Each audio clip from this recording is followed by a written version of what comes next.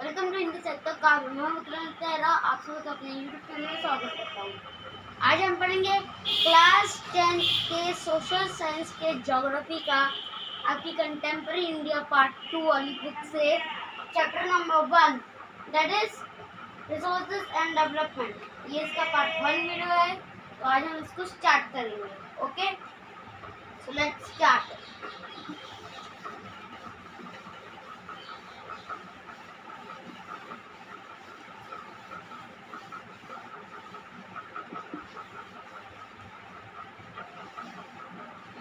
Okay, सबसे पहले हम जानेंगे व्हाट आर रिसोर्सेज।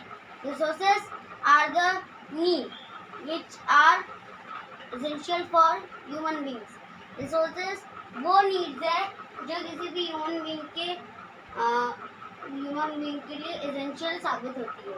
ओके, हम इसमें पढ़ेंगे कि रिसोर्स को कैसे कैटेगरी में डिवाइड किया गया है।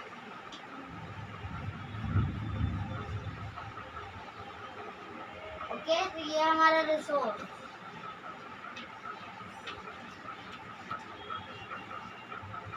तो रिसोर्स कुछ टर्म्स फॉलो करता है।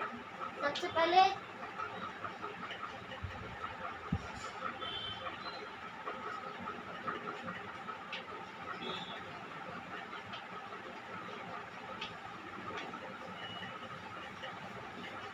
रिसोर्स को कल्चरली एक्सेप्टेबल होना चाहिए, यानी कि जो भी रिसोर्स आप यूज कर रहे हो वो आपके लिए कल्चरली एक्सेप्टेबल होना चाहिए। एग्जांपल कि मान लीजिए आप गोल्ड निकालना चाहते हैं। ओके, गोल्ड निकालने के लिए आपको उस जगह पे जाना होगा जहाँ पे गोल्ड सबसे ज़्यादा है, जहाँ के कल्चर ने उसे एक्सेप्ट किया है।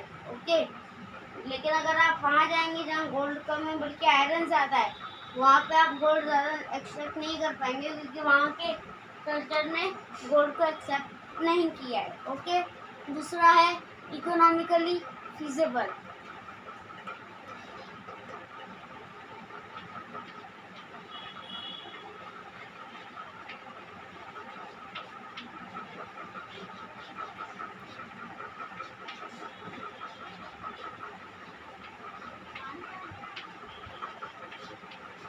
ओके, इकोनॉमिकली फीजिबल होना चाहिए, यानी आप मान लीजिए आप गोल्ड एक्सट्रैक्ट कर रहे हैं, आपने गोल्ड एक्सट्रैक्ट करने के लिए 2 करोड़ रुपए खर्च कर दिए, लेकिन जो आपको गोल्ड एक्सट्रैक्ट हुआ है वो सिर्फ 90 लाख का है, तो ये आप घाटे में चले गए, आप लॉस में चले गए। इसलिए the resource should be economically feasible. Okay, next D is that it should be technologically accessible.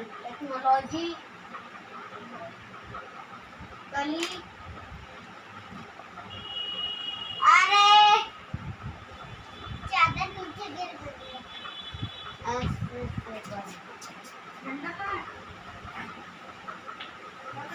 Okay, तो ये टेक्नोलॉजिकली एक्सेसिबल, तो रिसोर्स को टेक्नोलॉजिकली एक्सेसिबल होना चाहिए। ओके, टेक्नोलॉजिकली एक्सेसिबल होना चाहिए, यानी कि आपके पास टेक्नोलॉजी भी होनी चाहिए उस रिसोर्स को निकालने के, एक्सट्रैक्ट करने के लिए। ओके, मैं फिर से समझाता हूँ।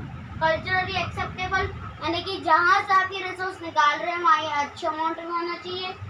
टेक्नोलॉजिकली एक्सेसिबल यानी कि आपके पास उसे निकालने के लिए, एक्सट्रैक्ट करने के लिए गुड डेवलप्ड टेक्नोलॉजी होनी चाहिए।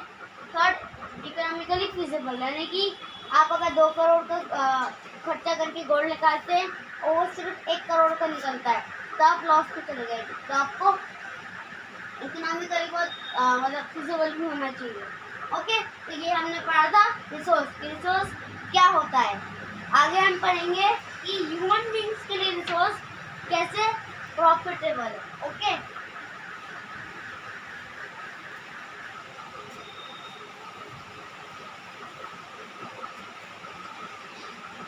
okay, so resource profitable for human beings. Okay, so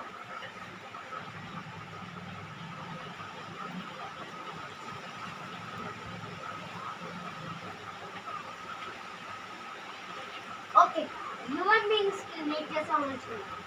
Okay, first is nature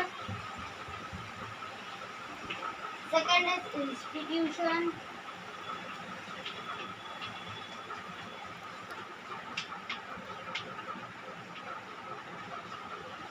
And third is technology.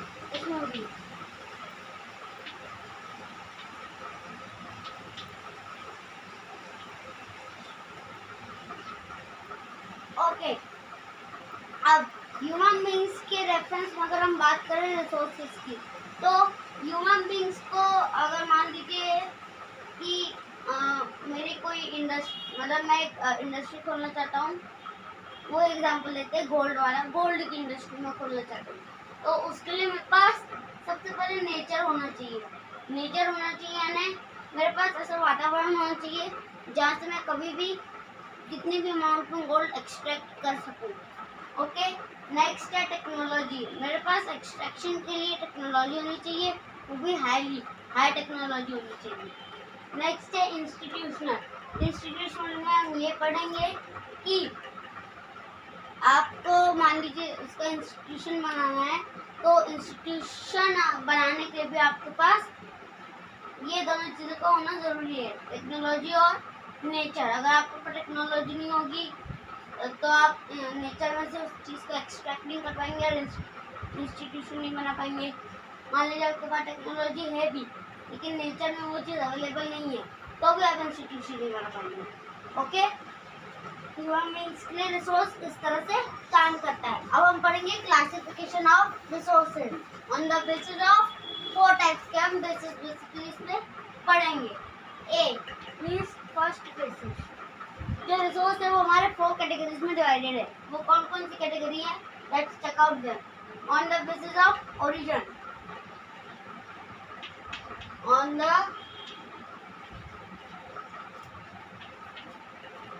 Basis of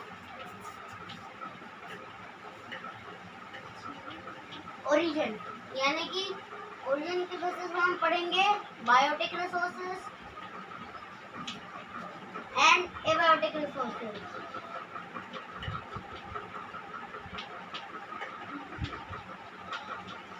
okay, biotic and abiotic resources. Next है on the basis of exhaustibility,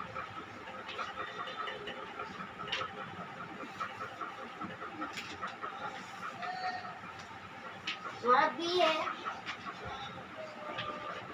on the basis of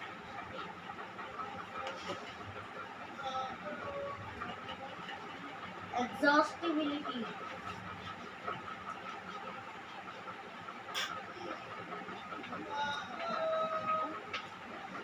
okay, तो exhaustibility के अंदर हम पढ़ेंगे renewable and non renewable resources. Renewable and non renewable.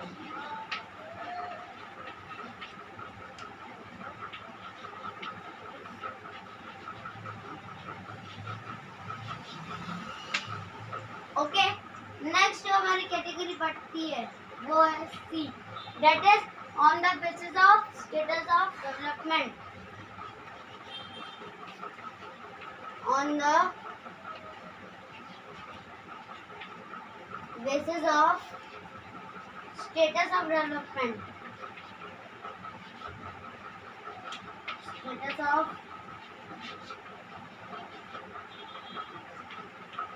Development. Okay,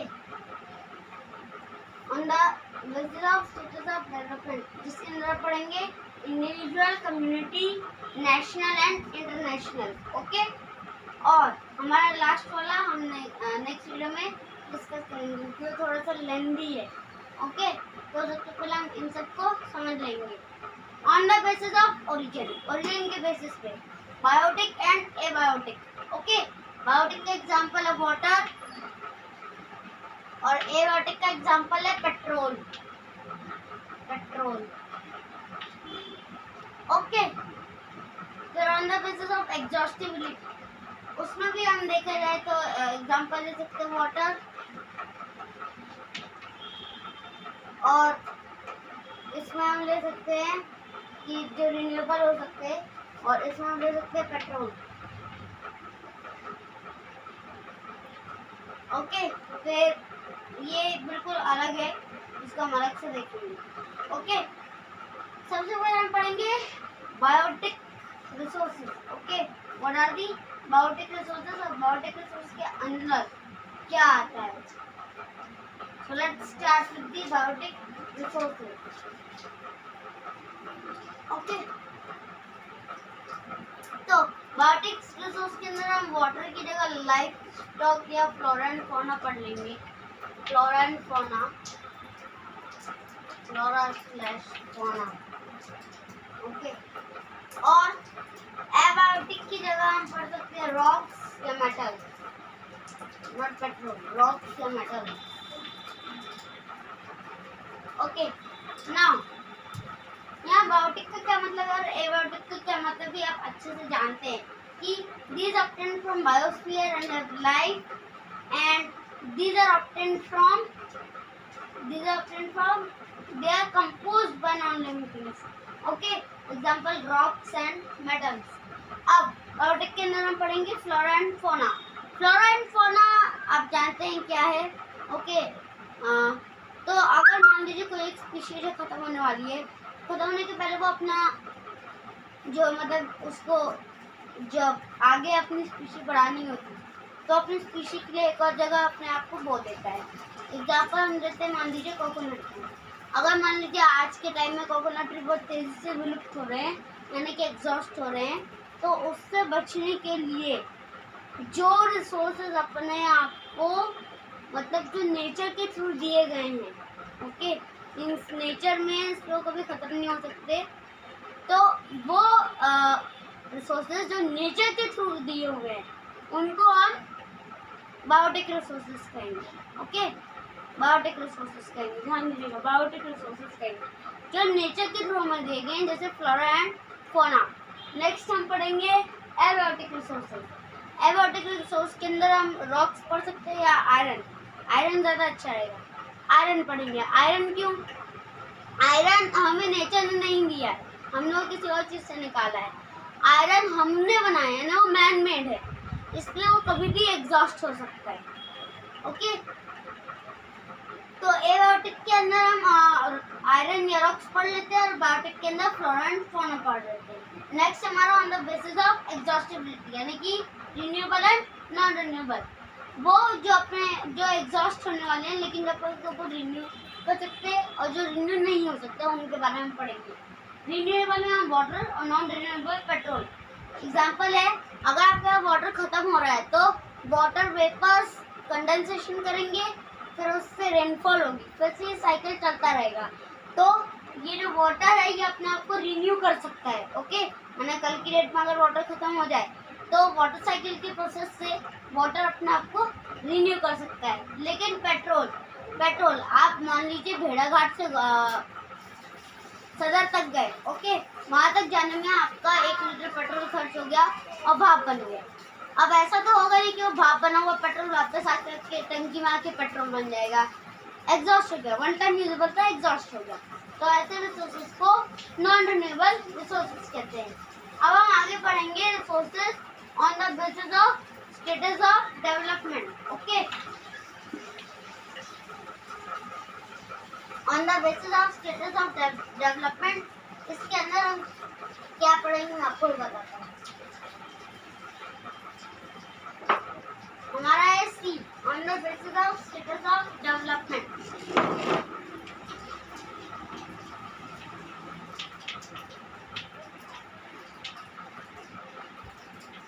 On the basis of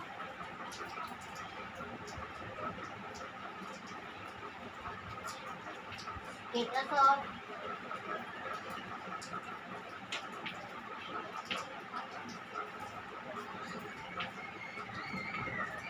development. Okay. Okay. On the basis of status of development हम पढ़ेंगे, जिसके अंदर हम क्या पढ़ेंगे, अब हम पढ़ेंगे on the basis of status of development, जिसके अंदर हम पढ़ेंगे ऑन मतलब कि इसके नाम पढ़ेंगे individual, individual, individual. Next will be community, community.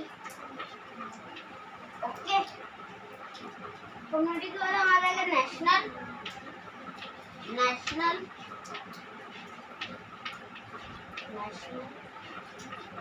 और चौथा होगा हमारा इंटरनेशनल, इंटरनेशनल।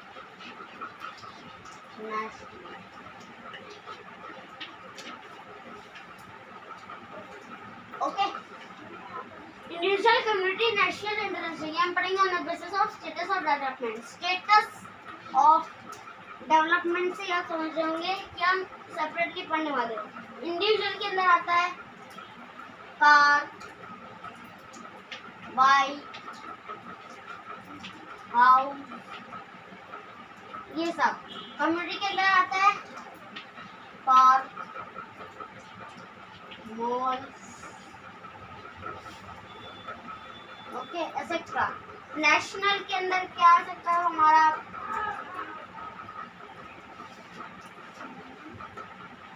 ओके, तो अब हम पढ़ेंगे नेशनल के अंदर। तो नेशनल के अंदर पढ़ सकते हैं फॉरेस्ट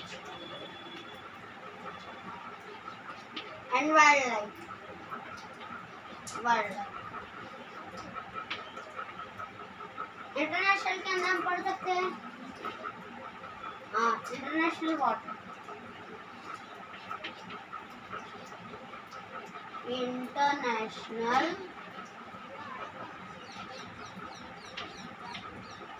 वाटर। ओके, अब इन सबका हम मीनिंग जान लेंगे। इंडिविजुअल में हम पढ़ेंगे कार, बाइक, हाउस।